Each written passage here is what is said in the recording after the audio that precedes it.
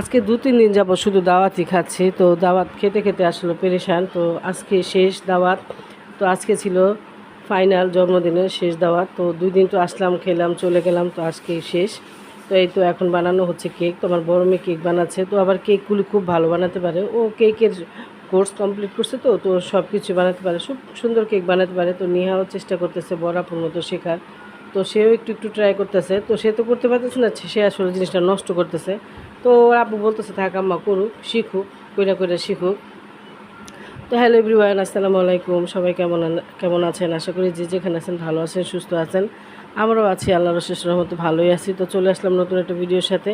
তো এই তো কেকগুলি কিন্তু অনেক সুন্দর হয়েছে দেখতে। তো আমার মেয়ে বলতেছে আম্মু এই ফুলগুলি এই কালারটা না দিয়ে যদি সাদা দিতাম তাহলে মনে বেশি ভালো হতো।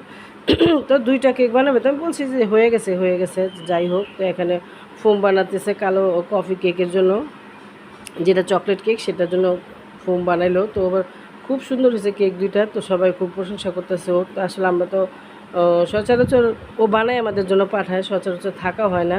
তো সবসময় কেক বানায় পাঠায় আমাদের জন্য, ওর আব্বার জন্য, কিন্তু তেমন একটা যায় আর দেখা হয় না সামনাসামনি।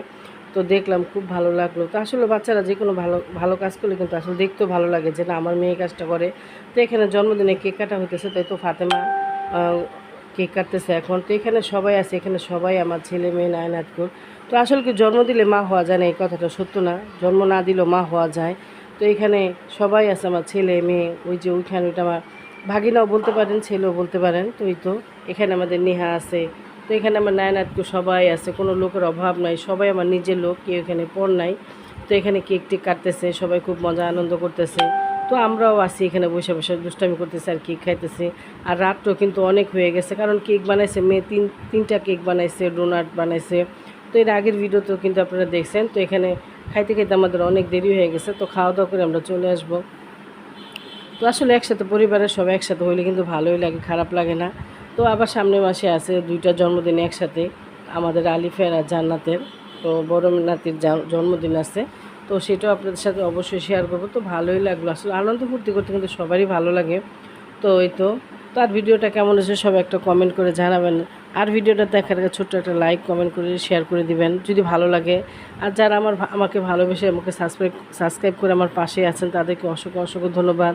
আর কিছু সাবস্ক্রাইবার আছে যে একদিনের জন্য আসে, 2 দিনের জন্য আসে, সাবস্ক্রাইব করে আবার নিয়ে চলে যায়। তো আসলে এটা কিন্তু ঠিক না, এটা তাদের বোঝার ভুল, ধারণা ভুল যে সাবস্ক্রাইব করে চলে গেলে বুঝি হয়ে যাবে, কিন্তু আসলে না। সবার ভিডিও সবার দেখতে হবে, সবার সাথে সবার যুক্ত থাকতে হবে, পাশে থাকতে হবে, না হলে কিন্তু হবে না। ইউটিউব এমন একটা প্ল্যাটফর্ম, আপনি একা চাইলে কিছু করতে পারবেন না, সবাইকে সবার সহযোগিতা দরকার আছে।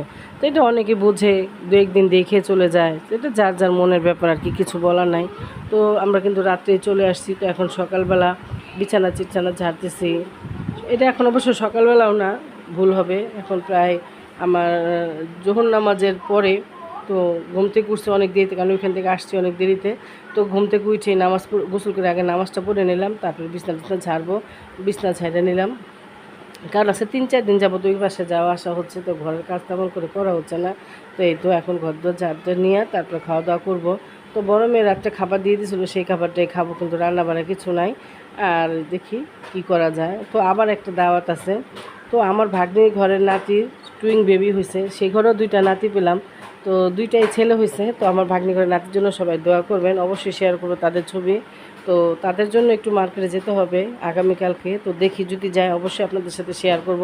তো আমার ভাগ্নিকে আমরা ছোটোবেলায় অনেক আদর করতাম, তো আমাদের খুব পাগলও। তো আজকে যাওয়ার কথা ছিল, কিন্তু আজকে যেতে পারবো না, কারণ আজকে তো একটু ঝামেলা আছে দেশে, মিটিং টিটিং কী আছে জামায়াতের, তো সেই জন্য আজকে যাওয়া যাবে না। এত কথা আসলে বলা ঠিক না।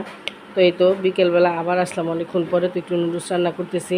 তো আজকে আর যেতে পারলাম না ভাগ্নির ঘরে নাতিকে দেখতে। তো আল্লাহ বাঁচালে আগামী শনিবার যাব সাভার, যেহেতু আমি একা যেতে পারবো না, আপনাদের ভাইয়াকে সাথে নিয়ে যেতে হবে, শুধু আমি আর আপনার ভাইয়াই যাব। তো কারণ সাভার তো অনেক দূর, গেলে তাকে নিয়ে যেতে হবে। তো এই তো আর আমাদের ফাতেমার জন্য সবাই দোয়া করবেন, যাতে ও অনেক বড় হতে পারে, মানুষের মতো মানুষ হতে পারে। আর ওর বাবা তো পাশে ছিল না, কারণ ওর আব্বা বাইরে থাকে, সৌদি আরব থাকে। তো ওর জন্য সবাই দোয়া করবেন। আজকে ভিডিওটা শেষ করো, সবাই ভালো থাকো।